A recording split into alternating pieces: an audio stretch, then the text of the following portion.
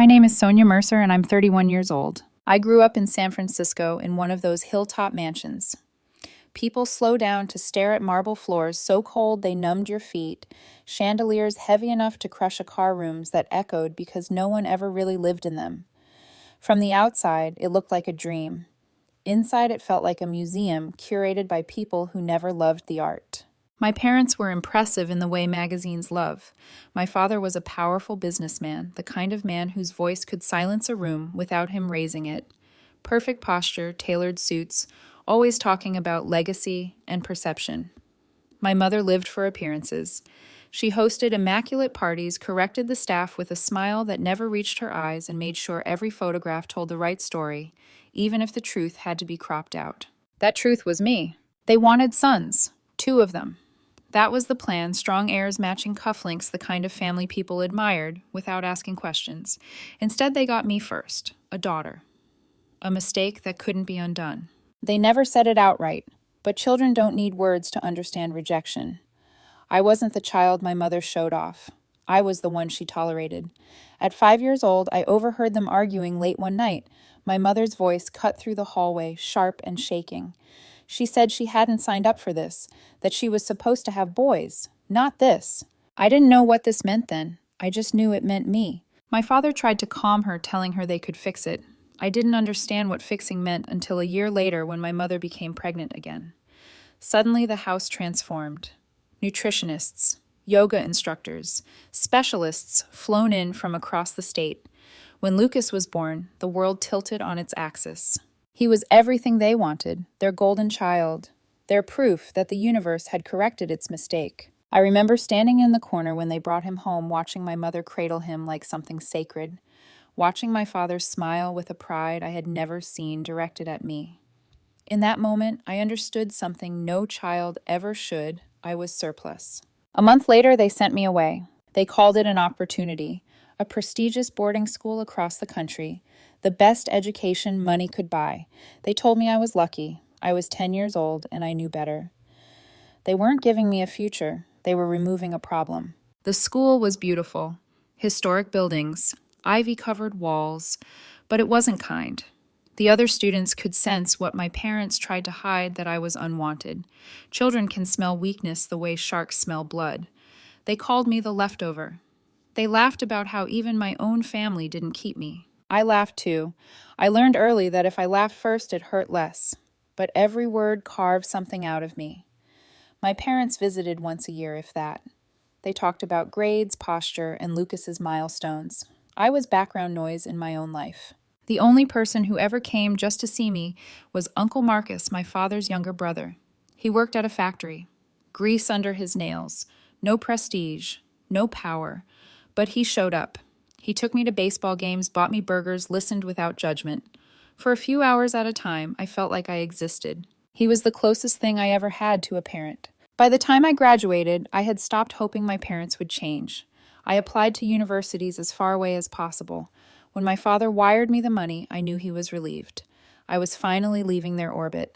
As the plane took off, I told myself this was freedom. I didn't know yet how long shadows can stretch. If leaving home felt like freedom, arriving in a new country felt like anonymity, and I didn't realize how badly I needed that until it was mine. No one here knew the Mercer name. No one cared who my parents were or what they owned. I wasn't the leftover daughter or the problem child. I was just Sonia, another student with a backpack too heavy and a past she didn't talk about. The university was brutal, competitive in a way that made my boarding school years look gentle. Everyone was smart. Everyone was driven. Failure wasn't dramatic, it was silent and humiliating. But for the first time, that pressure didn't crush me. It sharpened me. I worked harder than anyone in my classes, not because I thought I was special, but because I refused to disappear again. That's where I met Jake. He sat 2 rows behind me in finance, always leaning back, like he wasn't taking notes, but somehow still answering questions before anyone else. He had this easy confidence, the kind that didn't need permission. Jake was from Toronto, not rich, not struggling, either, just ambitious in a grounded, almost stubborn way. We started talking after class, then studying together, then grabbing cheap takeout and eating on the steps outside the library at midnight. Jake talked about building something real, not inheriting, not copying, creating. He had this way of making the future sound possible, even for someone like me, who'd spent most of her life being told she was an inconvenience. Then there was Clara. Clara didn't waste time on charm. She was sharp, practical, and relentless. She'd clawed her way into this university from a modest background, and she knew exactly what she wanted: stability, control, and independence. She didn't believe in luck. She believed in preparation. The three of us started spending nights in the common room, half drunk on bad coffee, throwing ideas at the walls. Jake dreamed big. Clara challenged every assumption. And me, I listened. For once, my voice mattered. Not because of my last name, but because I'd earned my place at the table. By graduation, the idea wasn't just talk anymore. We rented a tiny office in New York. 2 desks, mismatched chairs, 3 laptops that overheated if you looked at them wrong. It was pathetic, and it was ours. Starting out was miserable. Rejection emails, clients who smiled and never called back, days where we made nothing, and nights where we pretended that was fine. But something strange happened. We didn't break. Jake shrugged off rejection like it was fuel. Clara kept us disciplined, grounded. And somewhere between balance sheets and sleepless nights, Jake and I crossed a line neither of us had named. It wasn't dramatic, no grand confession, just a quiet understanding that when things went wrong, we looked for each other first. My parents stayed exactly the same: the occasional message, photos of Lucas, updates about his achievements, never a question about me. I told myself I didn't care. I was lying, but I was surviving. By the time our firm started gaining traction, I felt something unfamiliar growing in my chest. Pride. Not the kind my parents chased, but the kind that comes from building something with people who choose you. I didn't know yet how fragile that peace was. Success has a way of making you believe the past is finally behind you. For a while, I let myself believe that lie. The firm was stable. Not flashy, not powerful, but stable. We were paying rent without panic. Clients were calling us back. Jake had stopped pretending every small win wasn't a victory. Clara had started talking about long-term strategy instead of survival. I even caught myself sleeping through the night, which felt like a miracle. That's when the call came. I was sitting at my desk, half listening to Jake complain about a client who wanted impossible returns, when my phone buzzed with an unfamiliar number. I almost ignored it. Almost. It was a man from a factory in Ohio. He said he worked with Uncle Marcus. He told me Marcus had collapsed on the floor during his shift. Heart attack. Paramedics tried everything. By the time he reached the hospital, there was nothing left to do. I don't remember standing up. I don't remember hanging up the phone. I just remember the sound of my own breathing getting louder and louder until Jake was in front of me, his hands on my shoulders, asking me what happened. Marcus was gone. The only person who ever chose me. The only one who showed up without obligation. The only one who made me feel like I wasn't an error in someone else's plan. I booked the first flight out that night. The funeral was small, a handful of coworkers, neighbors who knew him from the building. People who talked about his work ethic, his kindness, the way he fixed things no one else wanted to bother with. My parents weren't there. I hadn't expected them to be. They hadn't spoken to Marcus in years. I doubt they even noticed he was gone until paperwork made it inconvenient not to. Standing there listening to strangers describe the man who had quietly saved my childhood, I felt guilt crawl up my spine. For not calling more. For assuming there would always be time. After the service, I met with Marcus's lawyer. I went in expecting nothing. He lived simply. Modest apartment, old furniture, a life built on function, not display. Then the lawyer slid the documents across the table. Marcus had left everything to me. His savings, his apartment, his personal effects, even small things, a worn baseball glove, a box of handwritten notes he'd kept while I was away at boarding school. Observations, encouragements, memories. I broke down in that office. It wasn't about the money. It wasn't about the property. It was about being chosen. About knowing that in a world where my own parents treated me like an inconvenience, someone had looked at me and decided I mattered enough to leave a legacy behind. For a few days, I let myself grieve quietly. I returned to New York numb but functional. Jake didn't push. Clara handled things at the office without question. They let me be hollow. Then the letter arrived. It was from my parents' lawyer. They were contesting the will. They claimed Marcus hadn't been mentally fit, that he'd been manipulated, that as his closest blood relatives, they were entitled to his estate. I read the letter 3 times, waiting for disbelief to turn into something else. It didn't. I felt something cold settle in my chest. This wasn't about money. Marcus's estate was insignificant compared to what my parents controlled. This was about power, about reminding me that even in death, they could reach into my life and take something that mattered. They couldn't stand that someone else had chosen me. Jake didn't hesitate when I told him, neither did Clara. "You're not fighting this alone," Jake said. For the first time in my life, I believed it. I used to think the worst part of being unwanted was the silence. I was wrong. The worst part is when the people who abandoned you decide to speak loudly publicly and with the full force of their power. The legal battle over Uncle Marcus's will dragged on for months. Months of filings, depositions, whispered conversations in hallways that smelled like old paper and stale coffee. My parents hired the kind of lawyers whose suits probably cost more than Marcus's entire apartment. They didn't argue emotionally, they argued surgically. They painted me as unstable, manipulative, a bitter daughter who had latched onto a vulnerable man for financial gain. They suggested I'd isolated Marcus, influenced his decisions, taken advantage of his kindness. Each accusation felt like someone taking a memory I loved and dragging it through mud. Every court date reopened wounds I thought had scarred over. Sitting across the room from my parents felt surreal. My mother never looked at me. Not really. She stared straight ahead, chin lifted, as if acknowledging me would validate my existence. My father looked smaller than I remembered. Not kinder, just tired. Like he was there because my mother had decided this was the next move on the board. Jake came to every hearing he could. He sat behind me, silent, steady. Clara helped me prepare late into the night, organizing documents, timelines, witness statements. She was ruthless in the best way, methodical, precise, unshakable. They called Marcus's coworkers to testify, people who talked about his clarity, his routines, his jokes.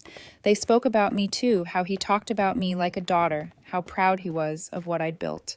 My parents' lawyers tried to poke holes to suggest sentimentality clouded judgment. It didn't work. The judge listened, really listened. When the ruling finally came down, it was almost anticlimactic. Marcus's will was upheld, fully, unequivocally.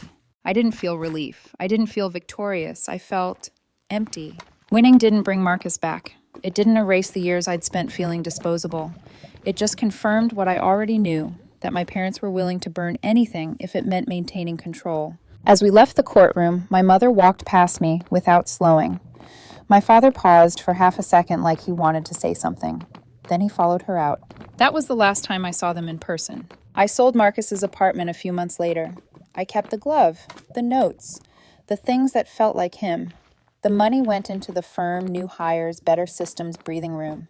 It helped, but no amount of progress filled the space he left behind. I told myself this was the end of it, that the court case was the final chapter. I underestimated my mother. She didn't lose gracefully, and she didn't forgive. She planned. For a brief stretch of time, life felt almost normal. The firm was growing in a way that didn't feel fragile anymore. We upgraded the office, hired 2 junior analysts, and finally stopped flinching every time the phone rang. Clients weren't just testing us, they were trusting us. Jake was in his element pitching with that effortless confidence of his. Clara had the operation running like a machine. And I was doing what I'd always wanted to do, building relationships, proving value, showing up fully as myself. That was when the email arrived. It came from a compliance officer. Polite, formal, devastating. We were under investigation for insider trading. I stared at the screen, rereading the words until they lost meaning. Insider trading. It made no sense. We were obsessive about compliance, painfully careful. We didn't even cut corners when it would have helped us. At first, I thought it had to be a mistake, a clerical error, someone confusing us with another firm. Then the details emerged. An anonymous tip, a specific client. Trades timed too perfectly to be coincidence. My stomach dropped. I didn't need proof to know who was behind it. This had my mother's fingerprints all over it, clean, indirect, deniable. She never got her hands dirty. She let institutions do the damage for her. The investigation hit us like a slow-moving avalanche. The SE demanded emails, records, internal communications. Our phones rang constantly. Some clients panicked and pulled their accounts immediately. Others froze, waiting to see which way the wind would blow. Every day felt like we were bleeding credibility. And then, as if on cue, my parents made their next move. My father's company announced the launch of a boutique brokerage firm. Clean branding, aggressive pricing, a quiet but unmistakable message, we're the safe alternative. I didn't even feel surprised, just tired. Jake was furious. Clara went cold, which was somehow worse. She started mapping scenarios, countermeasures, timelines. Jake paced the office one night, running his hands through his hair. If we play their game, he said, we lose. They have more money, more influence. We need to change the game. His idea was risky, borderline insane. Crypto, fintech, high-risk assets traditional firms wouldn't touch. Clara hated it. She said it was volatile, unstable, dangerous. And she wasn't wrong. But safety was a luxury we didn't have anymore. Competing head-to-head with my parents' firm would crush us. Pivoting was our only option. So we went all in. We rebranded, shifted focus, targeted a different kind of client. Tech founders, crypto investors, people who valued innovation over pedigree. The learning curve was brutal. The market was wild. But something incredible happened. It worked. One big client led to another. Momentum built faster than we could have predicted. Within months, we weren't just surviving, we were thriving in a space my parents' firm couldn't touch. The SEC investigation dragged on, exhausting and invasive, but we held our ground. Clara worked tirelessly with our lawyers. Jake kept clients steady, and I refused to break. When the SEC finally cleared us of all charges, I felt a quiet, burning certainty settle in my chest. My mother had thrown everything she had at me, and it still wasn't enough. By the time the SEC officially cleared us, the damage had already been done. Not to us, to them. The letter from the SEC was clinical, almost boring, in how final it was. No evidence of wrongdoing. No violations. Case closed. Months of stress reduced to a few dry paragraphs. I should have felt triumphant. Instead, I felt something quieter, solid, like the ground beneath my feet had finally stopped shifting. We didn't announce it with fireworks. Clara notified the clients who had stayed. Jake handled the press inquiries with calm confidence, and I sat in my office staring out the window, realizing something important. Even if the investigation had destroyed us, I would have survived. That realization came just in time because a few weeks later, the whispers started. My parents' boutique brokerage was failing, fast. Their strategy of undercutting fees had gutted their margins. Their attempts to copy our crypto pivot were clumsy and late. The same industry voices that once praised them were suddenly silent. I heard all of this secondhand through people who assumed I'd be enjoying the news. I wasn't. I was tired.